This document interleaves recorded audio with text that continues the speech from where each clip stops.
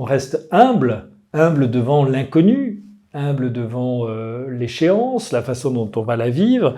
Il reste que comment je vais mourir, dans quelles circonstances. Personne n'a envie de voir partir ce qu'on aime ou de les quitter. Personne n'a envie d'être malade. On aime la vie, j'ai parlé de choisir la vie. Donc forcément, l'idée de la quitter reste une épreuve.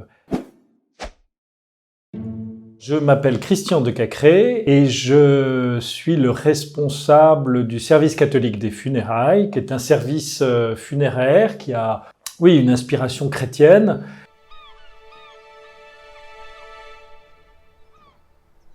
La religion catholique a pour caractéristique de ne pas avoir de rites très codifiés.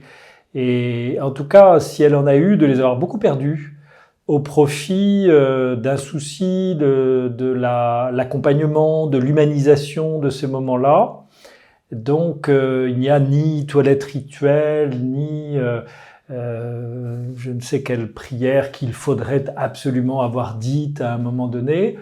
Et puis, c'est une religion qui est passée d'un statut de religion, je dirais, commune, quasiment, à une religion minoritaire. Et donc, cette mutation explique aussi cette perte de la ritualité dans ces manifestations extérieures. Moi, j'aime bien faire ce constat. Si mettons mon arrière-grand-père, j'en ai connu aucun des deux, revenait et puis que je lui présentais mon beau métier et que je l'emmenais avec moi à un enterrement, je pense que la chose qui le marquerait le plus, c'est pas qu'il y a moins de pompe, la fameuse pompe, il n'y en a plus. En revanche, il serait frappé de voir la famille prendre la parole.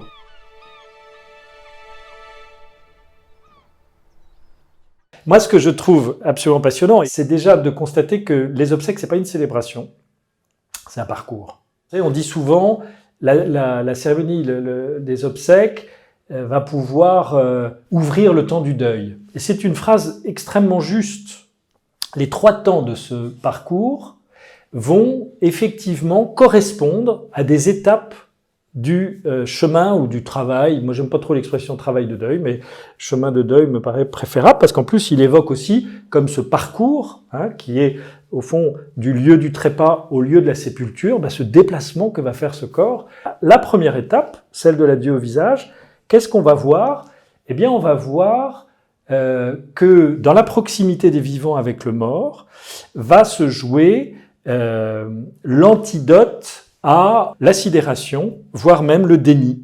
S'approcher du mort, c'est se confronter à sa propre finitude. Et donc, face à ces premières étapes du deuil que sont le déni, la sidération, voilà, on a là un temps, une proposition qui est faite sur ce parcours pour réaliser que ce qui se localisait dans la chair, dans la relation humaine, peut à présent ouvrir sur une relation dans l'ordre de l'esprit. Ensuite, on va avoir une célébration et qui est, dans la tradition catholique pour le coup, invitée à se vivre prioritairement dans une église. Pourquoi? Parce que l'église, dans le monde dans lequel nous vivons, qui est encore imprégné de sa tradition chrétienne, l'église est un lieu ouvert. Et puis la 3e étape, dans le cas de l'inhumation, c'est le cimetière. Et là, moi j'aime à me dire, au moment où on arrive au terme de ce parcours, il va falloir se séparer de cette dépouille, donc c'est bien la manifestation qu'on ne peut pas continuer à vivre ensemble de la même manière, et ça aussi, ça prendra des mois et des années à être vécu en profondeur, c'est ça le travail de deuil, mais déjà symboliquement on le manifeste, on ne peut pas te garder avec nous, on ne peut pas continuer à vivre de la même manière, et en même temps ce lieu, qui est un trou, une fosse, comme on l'appelle, c'est en même temps le lieu du rebond, parce que l'élan que cette vie a manifesté au milieu des vivants, eh bien cet élan, il ne s'arrêtera pas là.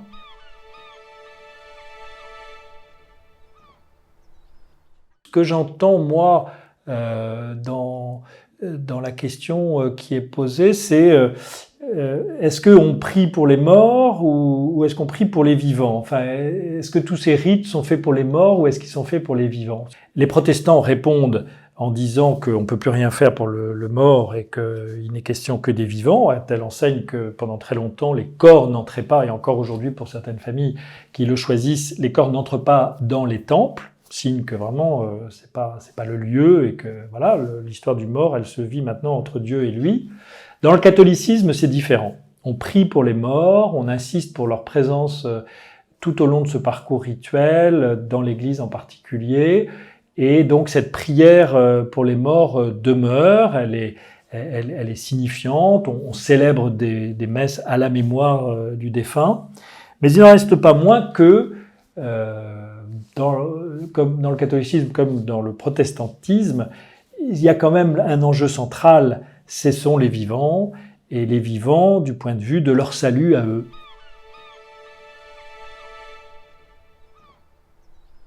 Très banal ce que je veux dire, mais j'ai une grand-mère que j'aimais particulièrement, avec qui j'ai une relation très, très intense jusqu'à l'âge de 16 ans, c'est pas très vieux, que j'ai vraiment vu partir parce qu'elle avait une maladie évolutive et que j'ai su qu'elle partait. Moi-même, je devais partir à un déplacement, un voyage scolaire, enfin, et je savais, en lui disant au revoir, que je la reverrais pas après. Mais je ne l'ai pas quittée. Et ces qualités humaines, d'ouverture aux autres, de dynamisme, de joie de vivre, eh ben, j'ai l'impression, médiocrement sans doute, mais enfin de les avoir fait miens. Et quand je pense à elle, c'est ça qui me revient en priorité. Non pas comme une nostalgie, mais à la fois comme un héritage spirituel, et en même temps dans l'infinie certitude très mystérieuse finalement, que lorsque nous nous retrouverons, je vais avoir 60 ans dans quelques semaines, et je l'ai quitté donc il y a 54 ans, ça fait un bail, non 44 ans, j'exagère, eh bien je la retrouverai comme si je l'avais quitté la veille. Ça c'est quelque chose qui me porte énormément, c'est la permanence finalement de cette relation qui a connu une interruption, mais dans le temporel terrestre, qui est un temporel très particulier, mais dans le temporel de l'au-delà, 1000 ans sont comme un jour, une heure, une seconde, dit la Bible. Et c'est vrai, je le perçois très bien. Et donc, de ce point de vue-là, l'actualisation de la relation, elle n'aura même pas besoin de se faire. C'est comme si on s'était vraiment quitté quelques minutes avant.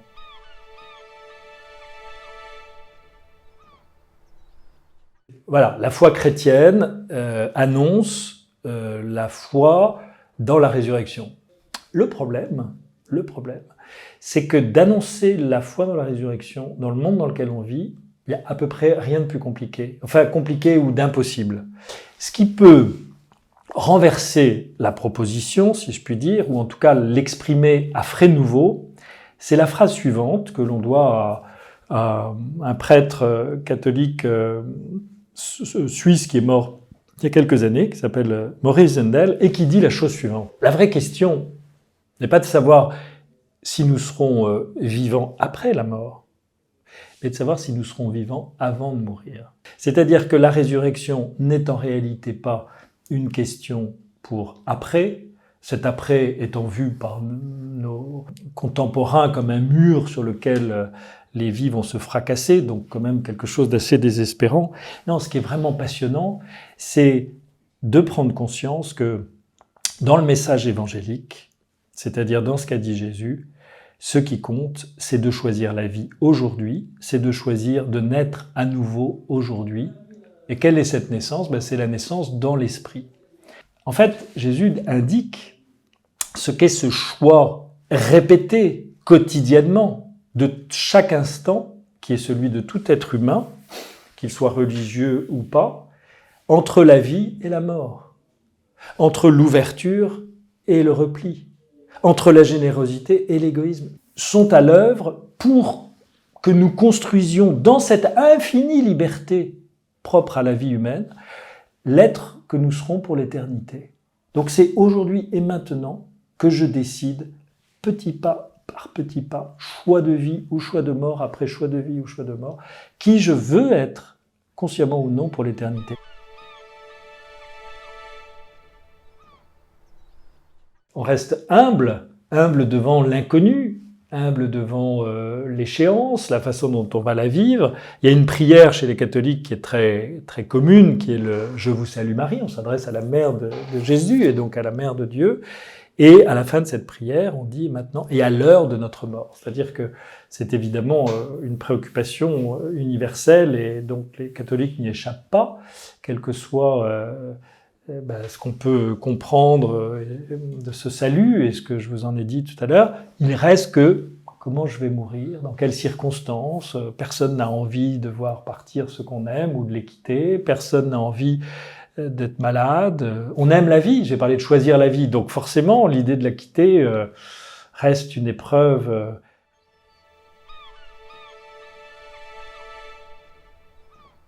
Le message de la foi dans le royaume, dans l'au-delà, ne change pas.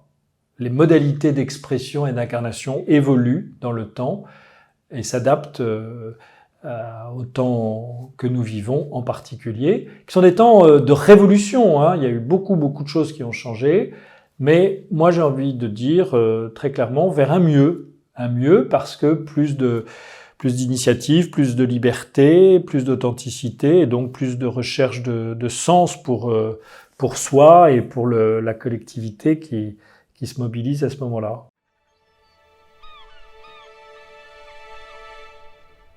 Autour de la crémation, il y a eu pas mal de tensions historiques parce que la crémation s'est développée sous nos contrées en opposition à la foi chrétienne. Hein, ça se situe à la fin du XIXe siècle. En fait, les gens qui rejetaient la foi chrétienne ont obtenu l'abolition du monopole qui est assez étonnant, le monopole cultuel, consistoire et fabrique sur les funérailles. Et donc il y a une loi de 1885 de mémoire qui est dite loi de liberté des funérailles. Donc les gens ont obtenu la possibilité de choisir ce qu'ils voulaient pour leurs obsèques et de ne pas être enfermés dans une proposition unique qui se voulait donc uniquement religieuse.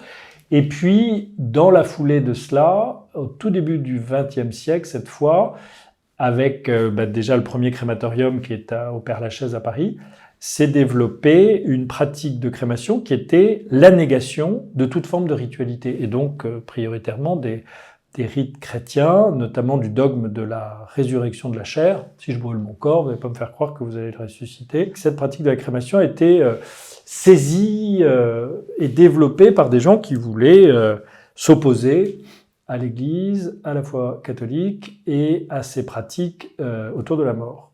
Et puis, tout ça a évolué dans le temps jusqu'à le tournant des années 60, le Concile Vatican II. Et là, l'Église de France a dit « non, on ne va pas continuer à s'opposer à la crémation parce qu'au fond, il n'y a pas de fondement théologique. » Et cette histoire presque un peu politique est un peu derrière nous. Enfin, en tout cas, elle ne se manifeste pas de la même manière. Donc voilà, la crémation, aujourd'hui, est devenue une pratique que l'Église accueille, voire accompagne aussi avec des présences d'aumônerie dans les crématoriums, et c'est très bien ainsi.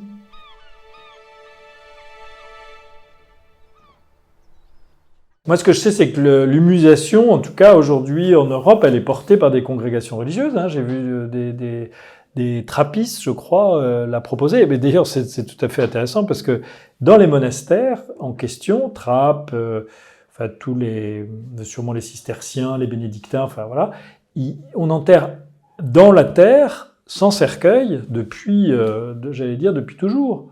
Et puis avec une très belle ritualité autour de ces sépultures. Donc, on n'y avait pas mis un sens écologique que l'on met dans l'humusation, mais après tout, voilà, pourquoi pas. Bon, pour ceux qui vendent des cercueils, c'est pas forcément une très bonne nouvelle. Si le symbole du corps mort, c'est un peu comme le compost avec nos légumes, c'est de faire pousser d'autres plantes. Oui, ça dit quelque chose du cycle de la vie, parfait. Mais enfin, à la question « il est où ?», si j'ai répondu en disant « dans le compost », vous ne trouvez pas que c'est un peu court ? Moi, j'espère mieux.